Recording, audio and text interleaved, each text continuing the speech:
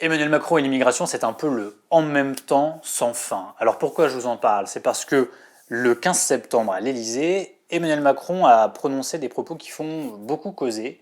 Il est question d'immigrés à répartir dans les campagnes. Je vous propose de l'écouter dans la longueur.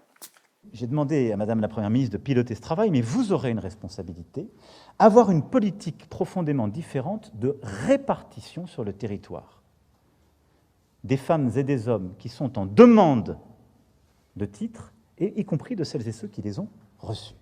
Et là où je pense que nous avons, si nous savons l'organiser sur le territoire, une formidable opportunité, c'est que les années qui viennent seront des années de transition démographique.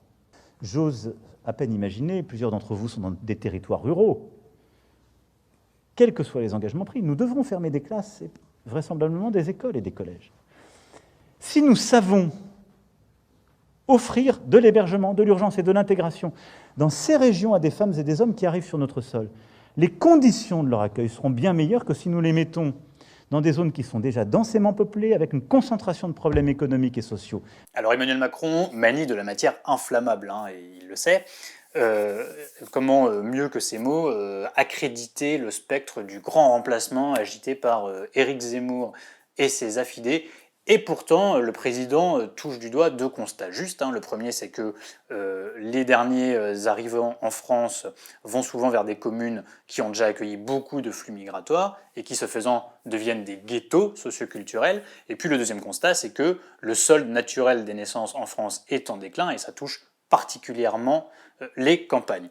Mais quoi qu'il en soit, et quoi que ce débat devienne, il y a fort à parier que ce que dit Emmanuel Macron n'appellera aucune suite. Pourquoi? Parce que quand Emmanuel Macron parle d'immigration, souvent il ne se passe rien derrière. Prenons un exemple. Le règlement de Dublin et l'espace Schengen. Alors à cause de la complexité de ces accords, en fait les pays européens depuis des années se renvoient entre eux les demandeurs d'asile. Et c'est un constat qu'Emmanuel Macron a également formulé dans son discours. Or, Emmanuel Macron, en 2017, prônait une réforme de l'espace Schengen et du règlement de Dublin. Et il le redisait d'ailleurs encore 2 ans plus tard, alors que rien n'avait avancé, regardez. Nous avons décidé d'avoir des frontières communes, c'est le fameux espace Schengen, avec les règles des accords de Dublin. Cela ne marche plus. Et pour moi, c'est le deuxième grand combat européen avec le climat, c'est le combat en matière de migration. Autre exemple d'immobilisme en matière d'immigration, les reconduites à la frontière, les fameuses OQTF, les obligations de quitter le territoire français. Emmanuel Macron, il y a 3 ans, promettait 100% d'exécution de ces OQTF. En réalité, on est à un niveau qui est autour de 10%. Alors évidemment, le président n'est pas seul responsable, il est confronté à 1000 difficultés. Il y a les divisions entre les Européens, il y a l'inertie de l'État, il y a la folle complexité du droit des étrangers, il y a ces normes supranationales et européennes qui protègent le droit à la vie familiale. Évidemment qu'il y a tout cela, mais Emmanuel Macron, il est aussi victime quelque part de son discours, de son fameux « en même temps » sur le sujet. Car quel Macron faut-il croire? Faut-il croire le candidat Macron de 2017 qui saluait le geste d'Angela Merkel qui avait accueilli 1 million de réfugiés syriens, ou le Emmanuel Macron qui 2 ans plus tard expliquait qu'il fallait des limites et des frontières?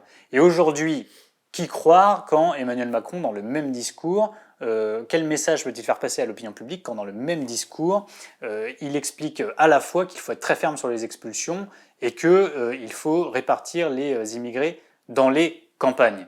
Tout cela entretient une impression de grand flou.